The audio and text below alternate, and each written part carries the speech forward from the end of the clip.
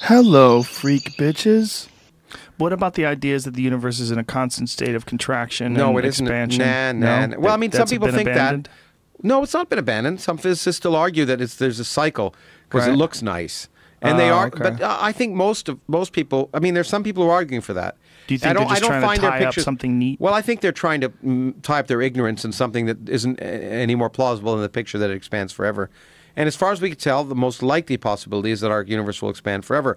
But to make you a little bit happier, it's quite possible. The best pictures that we have of the early universe is that our universe isn't unique, isn't alone. That there are many universes. We call it a multiverse. And that at any instant in time, in kind of a cosmic super time, there's always a universe being born. So that multiverse might be infinite and eternal. Where are they? Outside of our universe. How's that even possible? Of course it's possible. I understand. I'm not questioning it. Okay, no, here's one. Define it. Well, first of all, the simplest possibility is that they're outside the region we can see, right? For example, the edges of our visible universe, space is expanding faster away from us than light. Because, we taught you in school nothing can travel faster than light. You may remember that from school. Right. We lied. Oh. Okay. Well, no, you have to parse it more carefully like a lawyer. Nothing can travel through space faster than light, but space can do whatever the hell it wants. So locally, as I told you, the radio host is at rest. They're not moving, and the other end of the galaxy, at the other end of the visible universe, and we're at rest. But the space between us is expanding, so that galaxy, like a surfer, is being carried away from us faster than light. Relative to the water, the surfer isn't moving, right? But relative to the shore, the surfer is, right? Right. Okay, so this galaxy is not moving relative to its local surroundings, but it's moving away from us faster than light. And like a surfer in an undertow, they can swim really fast in the water, but if the water's moving away from the shore, they'll never make it back to the shore, right? And so that galaxy, the light from that galaxy is traveling through space at the speed of light, but if the space in between us and the galaxy is moving faster than light, then the poor light can never make it to us. We call that a horizon. Wow. So the space is traveling too far for the light to reach us. So too fast. Space is too fast. So this light can't catch up with the expansion of space, and it never gets to us. And that galaxy disappears from our causal horizon, we call it. We'll never be able to see it. We'll never be able to interact with it. We'll never be, okay? And it could be that there are different regions so far away from us where space is expanding faster than light, which have a very different history than our own. So there could be, space could be infinite. Just our simple space that we know of and love could be infinite in extent, and different regions of that space had different histories. And some of those regions, everything we can see, we know emerged from a single point. Okay? We can tell that. We can tell that by measuring the Big Bang expansion of everything we see and working backwards. And the universe, our visible universe, was once smaller and smaller and smaller. If we go back in time, we can actually follow the laws of physics back to the earliest moments of the Big Bang until those laws break down, and we can make predictions about what the universe should look like. All those predictions agree exactly with the observations we make, which tell us that picture works. But another region, if you wish, could have come from a different Big Bang.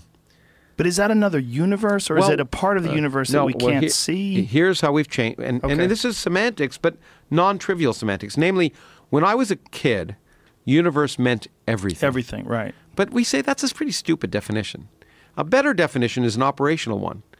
Universe means that region of space with which at one time we could have communicated, or one time in the future, even if the future is infinite, we might communicate with. Because that describes the region of space where cause and effect works. Some measurable distance. Yes.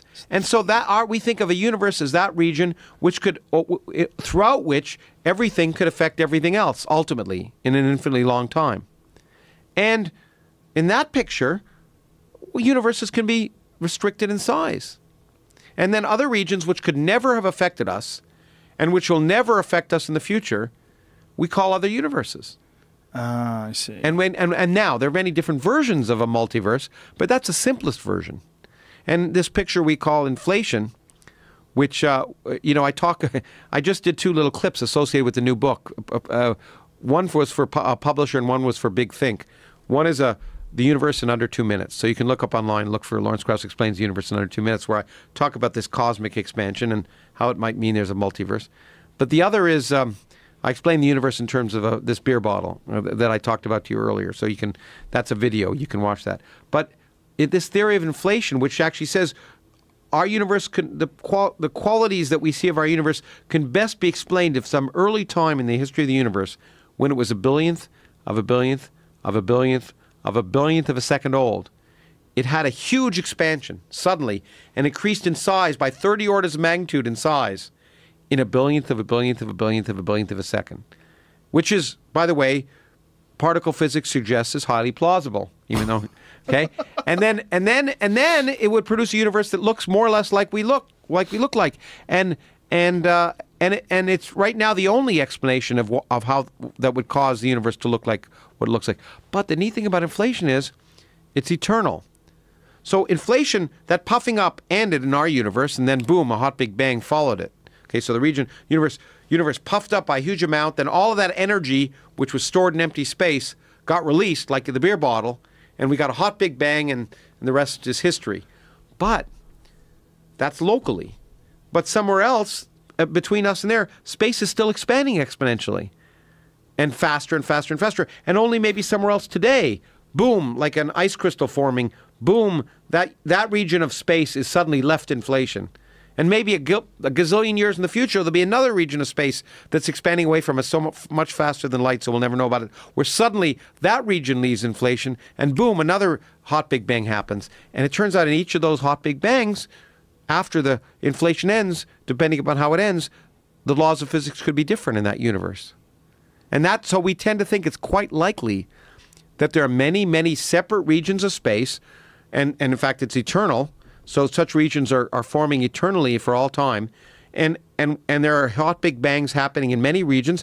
And the properties of each of those regions, whether they're conducive to forming galaxies and stars and planets and people, may be different. So we could say, logically in that picture, that the reason the universe looks like the way it does is because we're here to measure it.